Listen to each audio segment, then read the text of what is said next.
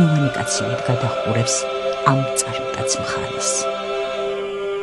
მას თეთრი ღრუბელი ამშვენებს, რომელიც თითქოს და ნაბადივით წარმოუსხამს.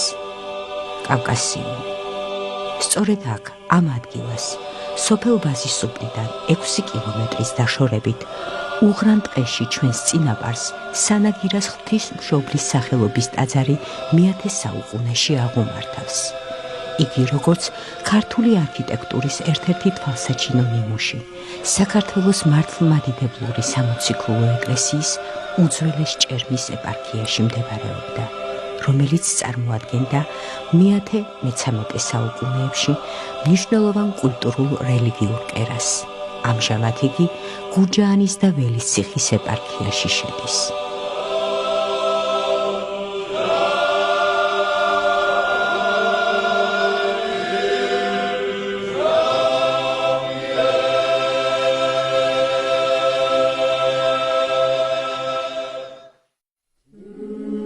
სანაგირას ღვთისმშობელი ტოპოლოგიური თვალსაზრისით ბაზილიკა გახლავთ და წარმოადგენს უნიკალურ ნიმუშს ბაზილიკებისა, 4 ეკლესიასთან და პარხალთან ერთად.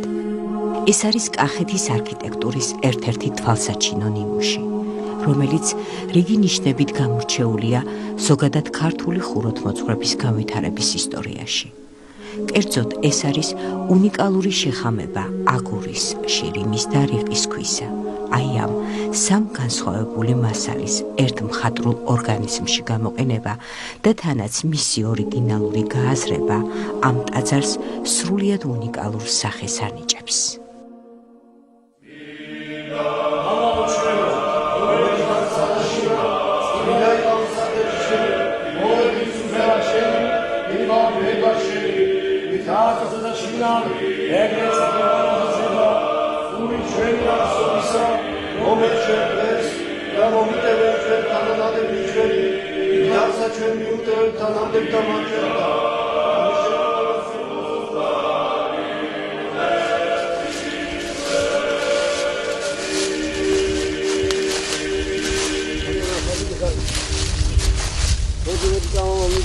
ბეთლემის მრევლი თავის წინამძღვართან ერთად ჯერ კიდევ გაუკვალა ტყეში 15 წლის წინ ბეთლემიდან სანაგირისკენ გზას მიიკვლევდა. უფლის იმედსა და მზის ლიცლიც ისინი არასდროს მიუტოვებია. ზემო ბეთლემის ტაძრის წინამძღვრის ბავშვობის ოცნება ლამაზად სრულდება. სანაგირას ტაძარი კი, როგორც დეკანოსმა იოანემ გვითხრა საუბრისას, მომავალ წელს უკვე დამშვენებული თავის მრევლს დაელოდება. ულაწმინდა ღვთისმშობელო, შეგვეწინა გვაცხობდნენ ჩვენ. გარემოსულა და განსხვავდება ჩვენ და მოუძღვით და ვითხოვ წყალობასა. თითა და ურვათა გაგვიცემ ჩვენ სულას ხომო. გაწირუთა. ამ მონასტრის აღორძინება ჩემთვის იყო ბავშვობის ოცნება. და მადლობა მერც, მადლობა უწმინდეს, მადლობა კითელ ადამიანებს, რომ მივაქვთ გულთან ჩვენი ლოცვა, ვედრება და უფალმა შეისმინა და ამ მონასტერში კვლავ აღორძინდება სულ მალე სამონასტრო ცხოვრება. აღკვეცეთ ბერი ევსევი, ჩვენი ძმა, რომელიც უფალმა გამოირჩია თვით რამოდენიმე წელს უკან კიდევ ამ დიდი მისიისათვის და უწმინდეს კურთხევით წინა ხუთშაბათს აღკვეცეთ ბერად. და ვამზადებთ, რომ აი ამ წინა სავანეში გამოვაგზავნოთ და ისევ ჩვენ მას გორში დაუდგებით ყველანაირად, რომ აქ შევეწიოთ და მოხდეს აღდგენა მონასტრის. მონასტერი მოგესალმებით არის უდიდესი დატვირთვის მნიშვნელობის 7 ტრაპეზი არის მონასტერში, თავის დროზე ყოფილა 7 ტრაპეზი, 7 საკურთხეველი, მაგრამ დღესდღეობით ხედავთ, რომ არის გავერანებული ყოველივე ეს.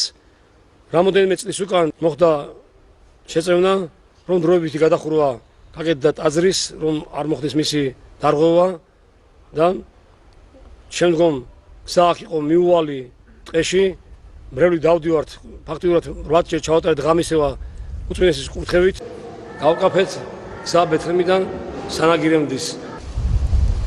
ყველა ვიცით, რომ სხვადასხვა გზები მიდის უფალთან. ერთ-ერთი ჩემი გზაც იყო, ბევრჯერ ხედავდი მე, რომ უფალი მანახევდა მე გზას, უფლის თავის თან მისასვლელ გზას, მაგრამ მე მაშინ ვერ ხვდებოდი. ახლა ხვდები თუ რადოს მონახებდა. ისეთი ცხოვრება გავიარე, ეხლა დეტალურად აღარ მოგიყვები, ჩვენს ძალიან ბევრი გამოგვია. დიდი განსაცდელები განახვდა თავს. ეს ალბათ კი არა პირდაპირ მნიშვნელობით იყო ნიშანი იმისა და გზის დანახვისა, რომელიც უფლოვმა ეს გზა დამანახა. მადლობა მინდა უთხრა მამა ივანეს, მისი პირველი აღსანება მე მოიენეს შეუბარე და დიდი ჩემი სულიერ გარდაქმნაში რო იტყვიან ის გამოსწორება ადამიანის არ არსებობს, უნდა მოკვდეს ის ძველი ადამიანი და დაიბადოს სულიერად ახალი. ეს მოხდა ჩემში მამა ივანეს დიდი შეწევნით ალბათ ლოცვით მისი ლოცვი და 2012-ში მივედი მე ზემო თბილისში.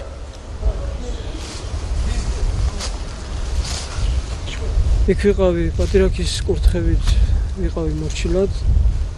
მე მოკლედ მინდა კიდე აღვნიშნო, რომ აი ჩვენი უწმინდესი მართლა ძალიან დიდი ადამიანი და ძალიან ჭვრეტელი ადამიანი. რომ მამა იონეს რო უთხრა, რომ შენთან იყოს ზემო თბილისში, სულ არ მინდოდა ეს, იმიტომ რომ მე პირდაპირ მინდოდა მონასტერში წასვლა, მაგრამ ეხლა ხვდები თუ ის რატო იყო და ჩემ ალბათ კი არა, ჩემ სულში სულს ხედავდა, რომ ის მჭირდებოდა ის გასავლელი, რომელიც მე იქ ზემო თბილისის ამ 2 წელი მიხდება, რაც გავიარე. უფლის შეწევნით გადავლახე ეს, რა თქმა უნდა. ადამიანები ჩვენ სუსტები ვართ, თუ არა უფლის შეწევნით. და რა ვიცი, ესეთი გამიჩნდა მე სურვილი, მე განსაცდელებიდან გამომდინარე მინდა კიდე ერთი აღვნიშნო, რომ დღეს მე რო ფიზიკურად ცოცხალი ვარ, ეს პირდაპირ მნიშვნელობით უფლის უფალმა გადამარჩინა. ისეთი მძიმე ავადმყოფები გავიარე. მედიცინის სენით, იმიტომ რომ ცოცხალი არ მეყოფილიყავი. მაგრამ ხედავთ, რომ ცოცხალიცა ვარ და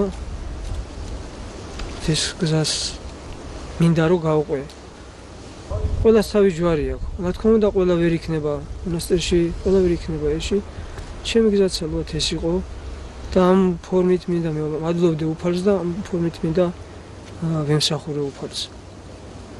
და ღმერთმა რომ ყველას თავისი ჯვარი, რომელსაც ყველა ადამიანს რა აქვს მნიშვნელობა, საერო იქნება, სამოგდელო, სამონდელო, ყველას თავი ჯვარი აქვს და ღმერთმა რომ ყველა ეს ჯვარი მივატაინოს უფალთან. ღმერთმა დაგლოცვიდა ყველასთვის. ბერიევსების ყოველი ნაბიჯი ღვთისა და მოყვასის სიყვარულით იქნება გამთფარი.